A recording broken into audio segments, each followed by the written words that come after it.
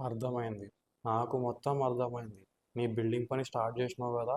ఎవరికి ఇచ్చినావు ప్రాజెక్టు? ఎవరు బిల్డరు? అవునరా, మన బిల్డరు భాస్కర్ రావు ఉండే, ఆయనే ప్లాన్ కూడా గీసిస్తా అన్నాడు. పోతన్నా పోయి అడ్వాన్స్ కూడా ఇచ్చొచ్చా? ఓకేనా?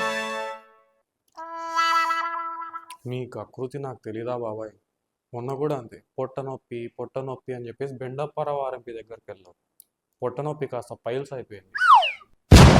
అంటే ఏమురా, బిల్డర్ ప్లాన్ చేయకూడదా? 30 ఏళ్ళ ఎక్స్పీరియన్స్ ఉంది ఆ అప్పకి. మళ్ళీ అదే చేస్తున్నావు. బిల్డర్ ఉండేది ఎగ్జిక్యూట్ చేయడానికి బాబాయ్, ప్లాన్లు ఇచ్చే కాదు. నా మాట విను, ఒక మంచి ఆర్కిటెక్ట్ దగ్గర డిజైన్ చేయించుకో.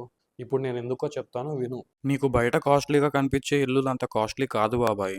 ఒక ప్లానింగ్, ఒక పద్ధతి అంతే.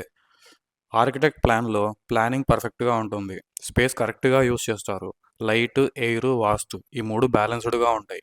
డిజైన్ క్లాసీగా ఉంటుంది, థీమ్ చాలా మ్యాచింగ్గా ఉంటుంది, బడ్జెట్ చాలా క్లియర్గా ఉంటుంది, మెటీరియల్ వేస్ట్ అవ్వదు, స్ట్రక్చర్ చాలా సేఫ్గా ఉంటుంది, క్రాక్స్ కూడా రావు. ఇంకా క్లియర్గా చెప్పాలంటే బయట దొరికే యూజువల్ కామన్ టెంప్లెటెడ్ ప్లాన్స్ కన్నా మన ప్లాన్ అనేది ఒక స్టెప్ అహెడ్ ఉంటుంది. బాగానే చెప్పినవరా, నాకు ఎందుకు తట్టలేనా ఈ విషయం. కరెక్టే, బిల్డర్ ఎగ్జిక్యూట్ చేయాలా, ప్లానింగ్ మాత్రం ఆర్కిటెక్ట్ ఇస్తే బాగుంటుంది. అదే కరెక్ట్ కూడా.